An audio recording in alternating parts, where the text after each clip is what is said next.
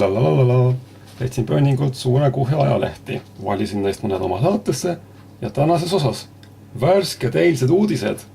Ossa kui vägev. Meie meel on teinud põhjaliku ülevaate bändist nimega Kaater C-ga.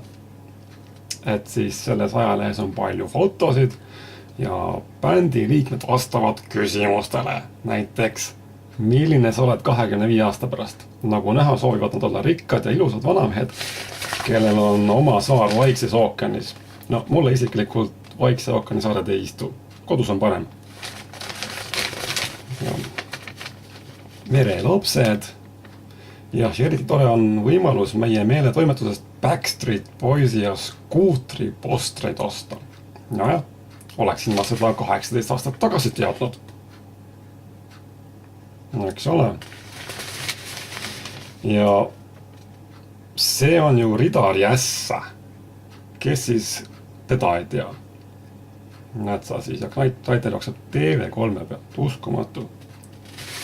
Tartsan, maailma suurim hokimeeskond, süda tuksub, ja meie meelt on võimalik väga soodsa hinnaga tellida ning teoreetiliselt on võimalik ka võita reis Muumimaale või Prahasse.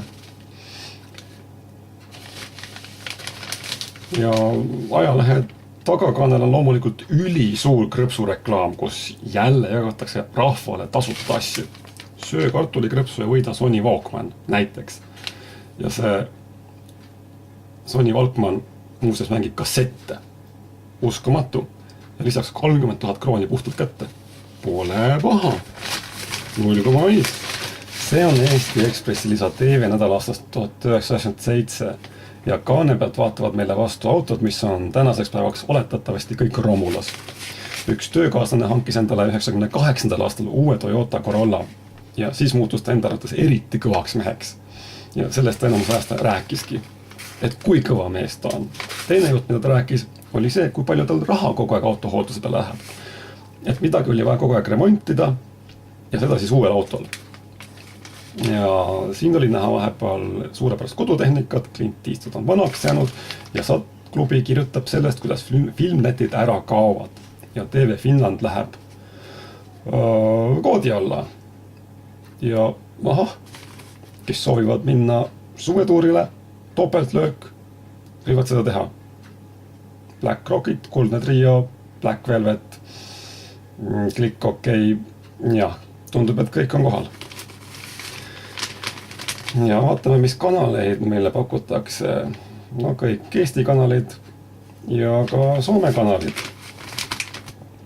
Et sellist Euroopat me tahtsimegi, kus rahvusvahelised suurkorporatsioonid ei tõmba Eesti ja Soome vahele digitaalset raudset eesriiet. Eks ole. Soome kanalid meile meeldivad. Näiteks Soome neiu valimine ja spedemängud ehk siis Speden Spelit, väga hea saade, hariv ja Nelonen näitab selliseid asju ja suurepärane meelelahutus ühesõnaga. Ja mida siis Eesti kanalid näitavad? No ühesõnaga ikka seda sama vana jama. TV1 tundub olema keskendunud muusikavideotele, ülejäänud on nagu ikka. Kanal 2 ja TV3 on nagu näha võib juba leiutatud aastal 97. Sõnumileht on tore leht. Nagu lugeda saame, läheb Eesti Panga ekspresident kohtu ette. No, lõpuks ameti. Seatakse õiglus jalule, eks ole? Mulle meeldib Reformierakond. Soo kinni. Jah. Selle peale võiks öelda, et kui keegi kogu aeg partei peale mõtleb, siis ei ole katusekorrusel kõik korras. Ja siis on tore uudis sellest, kuidas Maapanga kliendid on päästetud. Maapank oli omal ajal selline pank, kuhu maainimesed kõik oma säästud viisid. Ja siis ühel päeval pank ütles neile samadele inimestele, kes tahtsid oma raha jälle välja võtta, et seda raha ei ole. Raha kadus ära. No jah, eks ole, kuhu see raha kadus? Ei tea.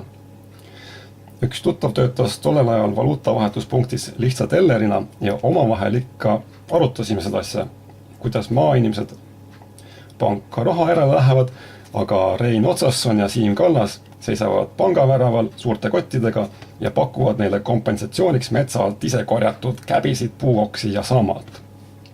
Et mõte sellest, kuidas suured pangahärrad metsal isu korjavad, endal kilekottide kohvrid pakitud ja raha täis, oli meie meelest väga naljakas. Et kuna maainimesed on niikuinii lollid, kes rahaga midagi teha ei oska, siis neile võib hagu anda. Sõna otses mõttes. Ja ka ülekantud tähenduses. Ega see loomulikult ilus ei olnud. Kuid eks see selline äri käib tänagi edasi. Ja lõpuks oli ilmast. 18. juunil 1998. aastal on ilm Eestis vahelduva pilvisusega, võib sadada vihma ja temperatuur ja vahemikku 13–18 kraadi. Tore. Ilus suveilm.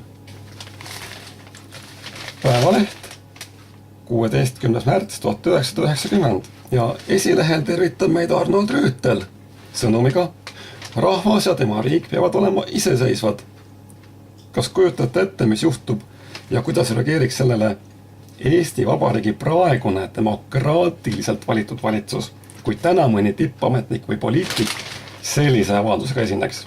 Just, see isik visataks kividega surnuks ja tema pealt tambiks kogu meie vaba meedia väga innukalt. Ja siis võtab sõna Indrek Toome, kes ütleb, et peame käima oma enese jalul.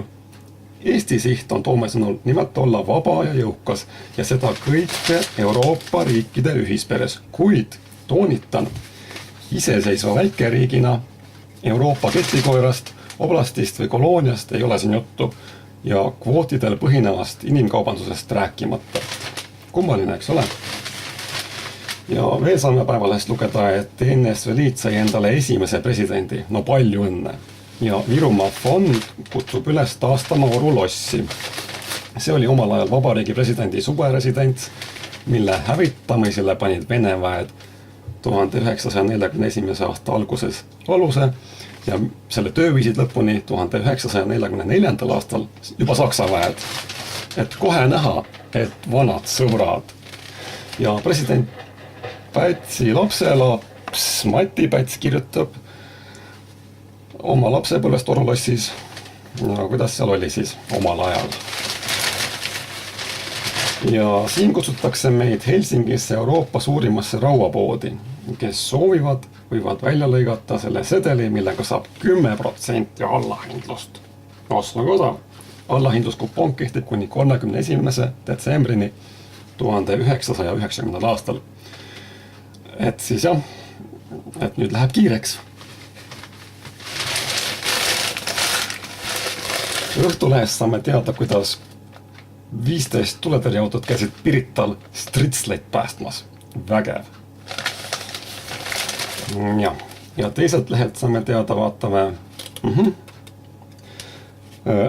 Saame teada, kuidas arstid üritavad Maarja mõisast naisest meest lõigata. Jah. Ma ei tea, mis tast siis peaks saama. Habemega naine.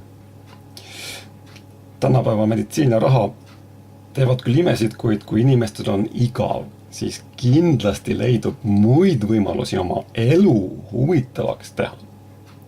Ja Opel sõitis hobuste sekka, oli teine uudis 3. lehel. Ega see nüüd ei olnud palju parem uudis. Ja kuu GSM jagab täiesti hullu hinnaga telefone. Mina näiteks ostsin oma esimese Nokia 5110 EMT-st aasta hiljem, 1999. aastal, ja seda lausa 1000 krooni kallimalt. Tundub, et mulle tehti tünga. Mind küll. Ja see on selline tore kuulutusteleht, Soov, mis ilmus omal ajal. Ma ei tea, kas ta praegu ilmub, ilmselt vähemalt paberikandjal mitte. Ja kohe esilehel lubatakse mulle kogu raha tagasi anda.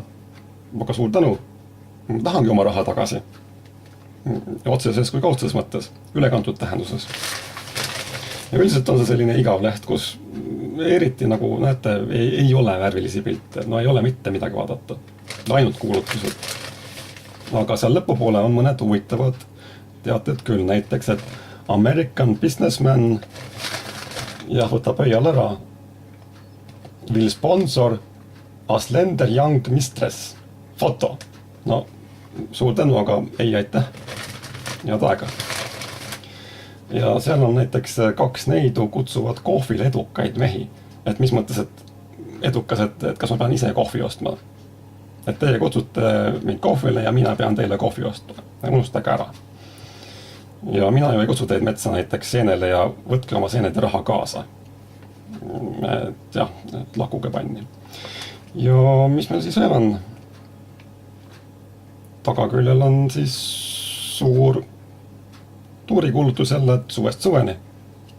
Et palun väga, võite minna. Ja nagu näha jällegi, kõik on kohal, põhitegijad. Ja mina kahjuks ei saa liituda, sellepärast, et mul on kõik need päevad on kinni. Et esmaspäevast reedeni ma töötan 12 tundi päevas ja laupäeval on mul 24-tunnine valve ja pühapäeval ka 24-tunnine valve. Et niimoodi, et aga teised, palun väga, minge. Ja nendest lehtedest meeldib mulle siis kõige rohkem see leht, kus Arnold Rüütel tõdeb, et rahvas ja riik peavad olema iseseisvad. Ja selle positiivse tulevikku vaatava mõttega me täna lõpetame. Kuulmiseni ja nägemiseni. Kuumalt rinnastuksuma, kui su nime suhu võtan püha Eesti sama. Head olen näind ja paha, mõnda jõudsin kaota, mõnda elus jätta maha. Sind